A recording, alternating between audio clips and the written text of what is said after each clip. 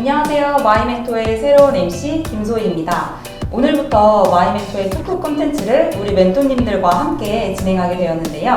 앞으로 다양하고 재밌는 콘텐츠로 찾아뵐 테니까 많은 기대 부탁드립니다. 오늘은 지난 마멘 다방에 이어서 마멘 호프를 오픈했습니다. 호프집인데 조촐하네요. 호프집 맞죠? 아, 예. 뭐 이런 거 있는데. 마멘 호프에서는 취업에 관한 이야기를 맥주 한 잔과 시원하게 풀어낼 예정인데요. 오늘의 주제는 멘붕, 나의 실수담입니다. 누구나 다 이불킥하는 그런 순간들이 한 번씩은 있잖아요. 그렇죠. 우리 멘토님들 실수담과 또 극복했던 그런 경험들 한번 들어보도록 하겠습니다. 오늘의 게스트는 실수란 절대 없을 것 같은 대기업 멘토 안정현 멘토님, 실수도 긍정 파워로 이겨낼 것 같은 NCS 멘토 마민영 멘토님 모셨습니다. 네, 안녕하십니까. 절대 실수할 것 같지 않은 것처럼 보이지만 실수가 많은 대기업 대표 멘토 안정영입니다. 만나서 반갑습니다. 내 삶이 실수라고 볼 수 있는 지금 이 자리에 앉아있는 것도 실수라고 볼 수 있는 실수하는 하지만 이제는 하고 싶지 않은 NCS 멘토 마민영입니다. 반갑습니다. 오늘 제작진분들이 저희 둘을 모신 것 자체가 네. 큰 실수이지 않아요. 맞아요. 실수가 어떤 것인지 보여드리겠습니다. 저 포함입니다, 멘토님. 네네. 우리 마민영 멘토님은 마이멘토 공식 유튜브 촬영이 처음인데 기분이 어떠세요?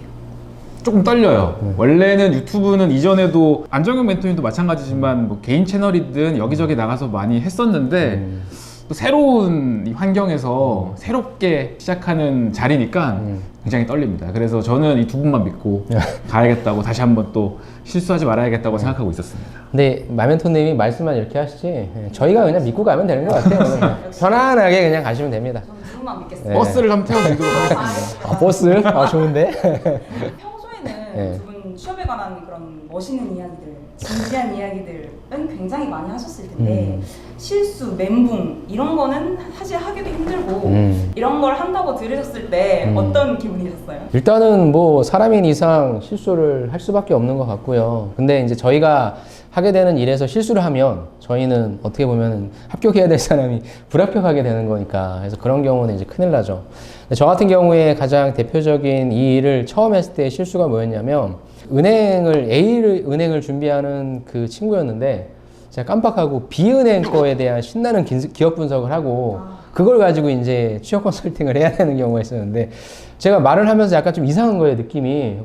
이 사람이 뭐 왜 나한테 이런 얘기를 하나. 근데 제가 얘기를 하다가 갑자기 내가 잘못해 갖고 왔구나.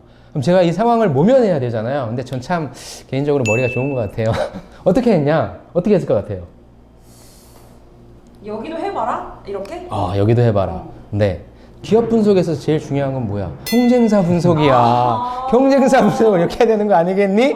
라고 하면서 제 뒤에 등 뒤에 딱 이렇게 줄을 흐르면서 경쟁사 분석을 이런 식으로 하시고 지금 제가 시간 한 10분 정도 드릴 테니까 자, 내가 지원하는 우리 이 은행 한번 다시 분석해 보십시오 라고 해서 간신히 모면하고 너무 미안해서 제가 추가적으로 더 많은 팁들을 줬던. 왜냐면은 워낙에 또 많이 한꺼번에 겹치게 되는 경우가 있잖아요. 그렇죠. 그럼 은행이나 뭐 편의점에는 약간 비슷비슷하거든요. 그런 경우에 저도 모르게 그런 실수를 해가지고 그 이후부터는 정말로 항상 내가 해주는 기업이 맞는지 그 부분들을 좀 한번 체크를 해봤던 그러한 좀 가슴 아팠던 그런 기억이 있었습니다. 물론 오해하지 마세요, 여러분. 그렇다고 그 친구가 떨어진 건 아니라 붙었고 제가 나중에 그 얘기를 해줬을 때 대단하십니다. 그런 얘기를 좀 들었던 적이 있습니다. 저는 예전에 이제 NCS 쪽 하면서 문제집을 만들었었는데 떡제본이라고 하나요? 이 오프라인 책으로 나오는 상황이라서 정말 한 3개월, 4개월, 5개월을 책을 만들고 읽어보고 또 오탈자가 있나 틀린 문제가 있나 읽어봤어요. 진짜 정말 한 40번, 50번은 같은 걸 제가 읽어봤어요. 그런데 출간이 됐죠. 분명히 없었는데 문제가 막 오류가 있고 그때는 내가 40번을 풀었는데 풀렸는데 안 풀리는 문제가 있고 내용도 이론이 조금 애매하게 설명되어 있는 게 있고 아무래도 이제 제가 쓴 글을 보면서 이걸 계속 읽다 보니까 익숙해졌는지 그런 실수들이 있었어요. 근데 2쇄 인쇄될 때는 실수한 내용들을 당연히 수정하면서 동시에 주변 친구들에게 좀 많이 파일을 주면서 야 네가 봤을 땐 처음 보는데 이거 어때? 야 너는 어때? 라고 하면서 조금 주변 친구들을 괴롭혔었죠. 그래서 이쇠 책은 그래도 좀 완성도가 높았다 라는 또 어떻게 보면 처음이었지만 좋게 더 발전할 수 있었던 그런 맞아요. 실수지 않았나 싶습니다. 취준생분들도 자기소개서를 이제 본인이 쓰다 보니까 자기가 쓴 글 안 보이잖아요. 그래서 저는 꼭 항상 말씀드리는 게 맞춤법을 꼭 돌려봐라.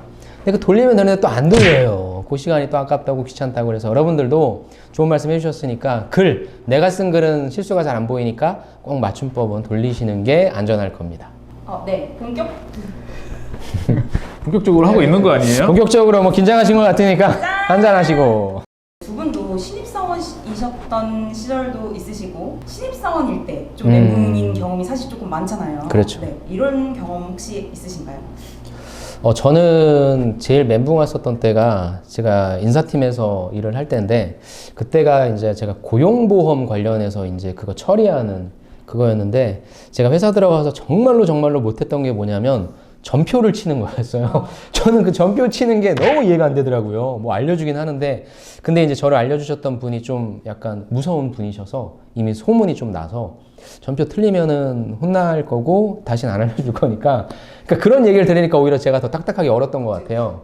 그래서 그 고용보험을 처리하는데 실수가 많았어요. 또 제가 보기와는 다르게 엑셀을 정말 못해가지고 정말 못해가지고 그때 정말 고생을 많이 해서 그때 고용보험 할 때 결국에는 제가 지금도 기억나는 게 금, 토, 일을 3일 연장을 출근을 해서 일을 했는데 못 끝내서 진짜 그때 알고 있었던 다른 팀의 팀장님을 불러서 해결을 했던 적이 있어요. 그래서 그때 배웠던 그 팀장님이 지금도 기억나는 게 이렇게 해주시더라고요. 그래서 회사 다닐 땐 뭐가 제일 중요하니? 엑셀이야 이놈아.